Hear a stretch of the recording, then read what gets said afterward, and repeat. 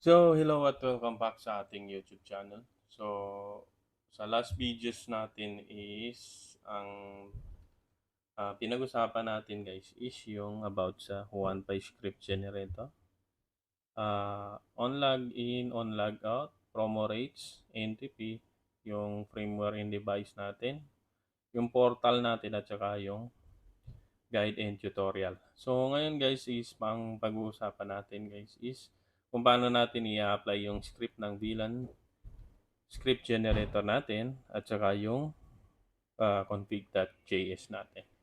So, mabilis lang na tutorial ito guys. Napakadali lang. So, simulan na natin.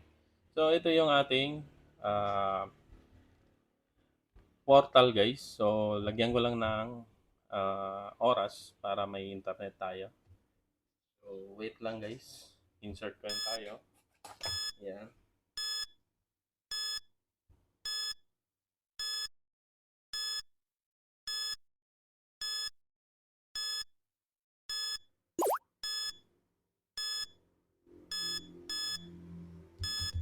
So, yan. Wait lang natin guys. Yun. Nag-ground lang kasi ako guys. Para malagyan lang ng oras itong wala kasi akong coin slot guys.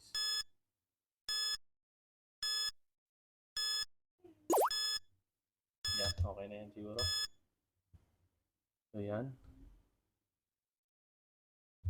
So ito na yung ating portal. May time na rin tayo guys. So dito guys, simulan na natin. So punta lang tayo dito sa VLAN generator. So dito sa VLAN generator guys, is meron tayong tinatawag na IP pool range, which is yung range ng ating IP. So naka-default dito is 11.0.0.10 equal to or dash 11.0.0.254. So ito yung hanggang dito yung full range natin sa 254. So dito ito yung VLAN interface natin, yung VLAN ID, yung DHCP server name natin, yung 1.5 profile natin, then ito DHCP network, yung sa VLAN natin, yung IP pool name. Ito yung IP pool name na to guys. Ito yung name ng IP pool range natin. So, dito kailangan din natin ng Node MCU pero wala kasi akong 5v5 at saka uh, kung paano natin matesto. Pero napakadali lang guys. Halimbawa kung yung Node MCU nyo guys, pag replace nyo, ilagay nyo lang dito. Tapos kung gusto nyo itong ganitong IP, so default lang natin. So, ito yung hotspot name natin, server name. Ito yung gateway. So, napakadali lang ito guys. So, pag halimbawa kung hindi kayo or na-config na yung inyong Microtech tapos hindi nyo ginamit yung uh, itong script natin which is yung X generator script natin dito. So, tatandaan nyo lang itong IP bridge kung saan nyo ilalagay. So, ito kasi yung name na to guys is name ng bridge natin dito. So, mapapansin nyo, di ba? Papunta tayo sa interface. Yan. Mapapansin nyo dito, name ng bridge hotspot natin, which is yung dito. Yan. So, halimbawa kung hindi ganito yung hotspot bridge nyo, so, i-rename nyo lang guys, dapat same dito sa hotspot bridge name nyo. Yan. Then, kung gusto niyo ito guys, ng maliit na VLAN, yan, ganyan. Depende na sa inyo guys, yan. Basta importante lang dito, interface name lang kasi ito guys. Ang importante lang dito is yung VLAN ID. Yan. So, kaya may mga 11 yan guys, guide lang yan. Para kung anong yung lahat ng dapat nyo uh, papalitan para hindi kayo malito guys. Yan. So, since na same lang din yung bridge name natin guys, so ganyan na, default lang. Pero itong NodeMCU MAC address kasi natin guys is wala tayong may pa-flash na NodeMCU. Pero napakadali lang ito guys. Kaya ipalitan nyo lang yung NodeMCU gaya ng first tutorial natin. So dito guys wala na akong papalitan. So generate ko lang ito. Yan. Pag generate natin yan guys is automatic ito na yung lalabas. Ngayon guys, para ma-apply yan, pwede natin i-copy script at or i-download. So, sa akin guys, i-copy script na lang natin para mabilis. So, after that, punta tayo dito sa new terminal. Then, paste na natin yung script. Ganun lang guys. Wait lang natin hanggang matapos yung script. Yan. Then, enter lang natin. So, kung mapapansin nyo guys, dito na yung interface VLAN natin, which is yung VLAN 11, at saka yung VLAN ID natin, which is tugma dito. So, ito yung interface natin, ito yung VLAN ID natin. So, tugma siya guys. Di ba? And sunod na check natin guys, para sigurado tayo. Punta tayo dito sa DHCP server. Yan. Dito sa DHCP server, may makikita kayong network. Yan. Kung mapapansin nyo dito na yung network natin. So, ito na yung IP natin at yung gateway. So, kung mapapansin nyo dyan, ito yung gateway at saka ito yung DHCP network natin. Yan. Then, sunod na gagawin natin is punta tayo dito sa DHCP. So, ito na yung ating DHCP. So, may mapapansin kayong address pool. So, yung address pool na sa VLAN 11, makikita yan dito guys. Sa IP pool. So, ito na siya. So, tama rin yung pool range natin at saka yung name ng ating IP pool. So, check nga natin. Yung IP pool natin is ito. Tama. Then, yung pool range natin, ito, sa taas, is tama. Diba? Ngayon guys, tapos natin dyan, punta tayo dito sa IP, firewall, tapos dito sa filter rules. Kung makikita nyo dito guys, naka-accept na yung rules. Kumaga, dito na. Automatic na dito yung rules natin. Node MCU, VLAN 11. Yan. Then, next is, punta tayo dito sa NAT. I-check natin. So, ito na siya guys. Masquerade Hotspot Network. Naka-masquerade na siya. Yan. Then, ano pa ba? Punta na tayo dito sa hotspot. Check natin yung hotspot dito. Yan. So, punta tayo sa server kasi may server tayo. So, kung mapapansin nyo, ito na siya. So, ang profile name natin is 15 kasi yan yung profile name natin. So, tandaan nyo rin pala guys, ito yung hotspot profile name. Dapat same yan sa inyong profile name dito. Yan. So, yan. Goods na siya guys. Dito. Okay na. Then, sa IP bindings, eto, naka-ready na guys. Ngayon guys, kung gusto nyo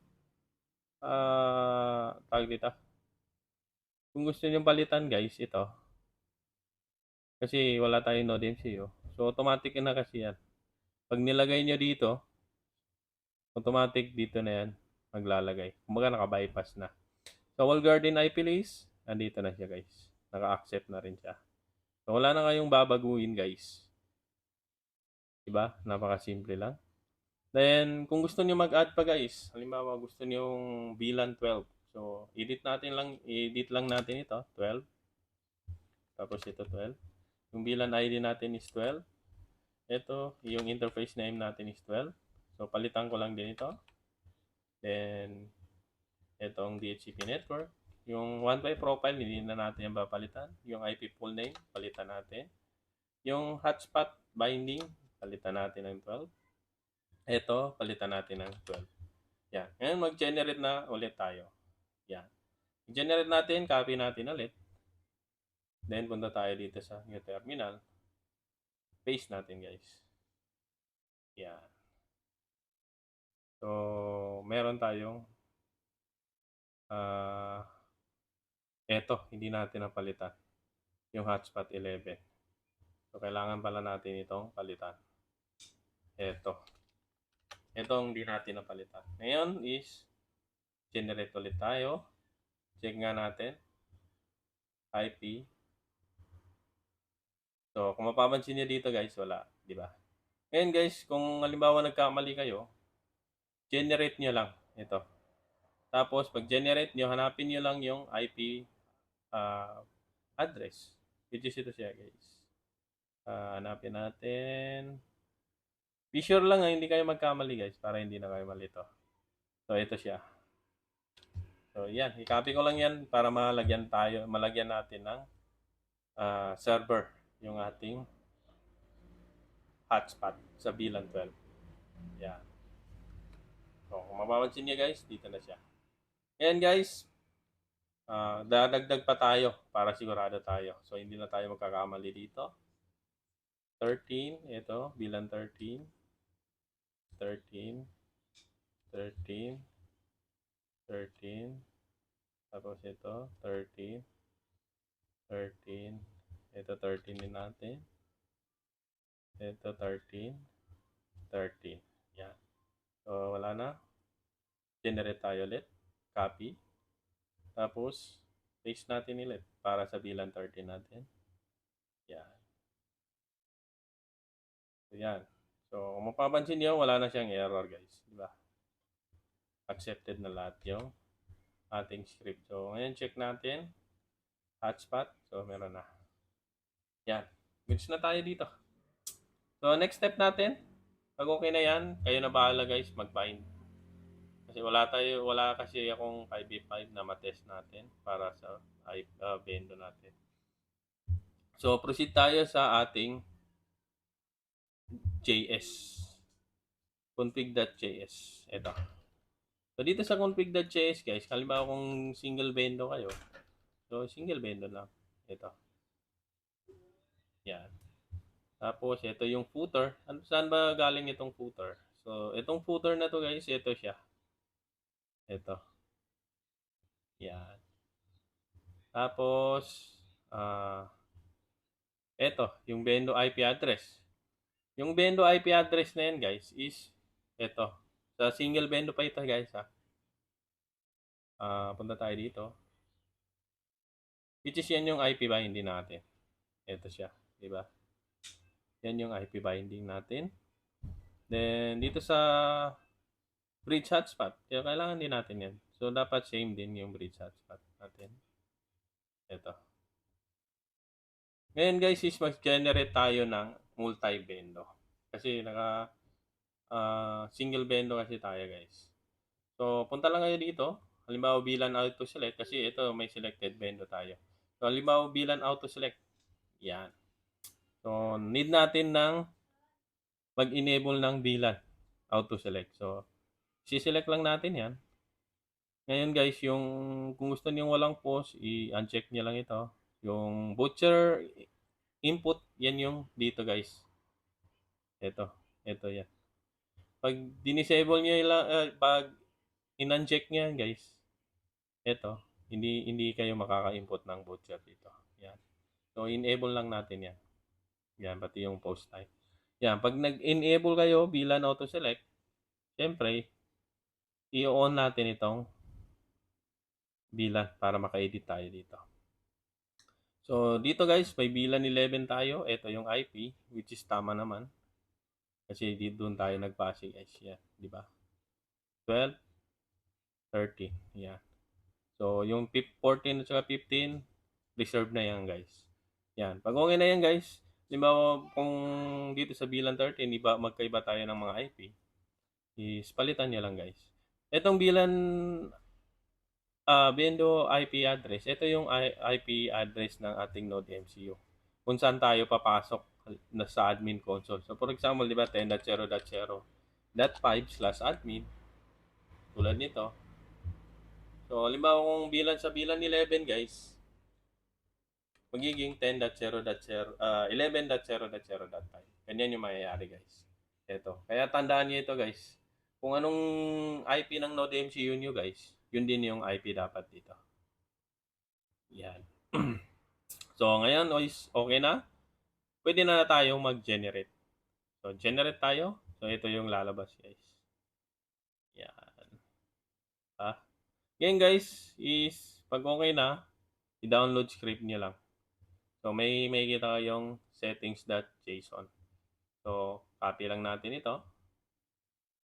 Copy. Ngayon, punta tayo dun sa ating portal. Sana yung ating portal. Ito, white clean. Then, i-paste lang natin ito. paste. Then, replace natin itong settings.json natin. Yan. So, ganun lang.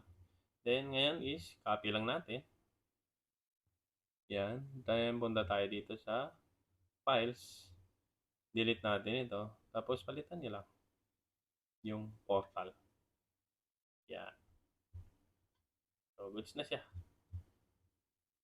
So, ito na siya, guys. Yan. Diba? Goods na siya. So, tingin ko guys, hanggang dito na lang yung ating video. Sa next video natin guys is ang itatakal natin dito is yung lahat ng PPPoE generator natin. Yan. Ito yung itatakal natin. Sunod is may idadagdag kasi ako dito guys, which is sa Starlink configuration. So, abang-abang lang guys about dito. So, tingin ko guys hanggang dito na lang ang ating video. Maraming salamat at peace out.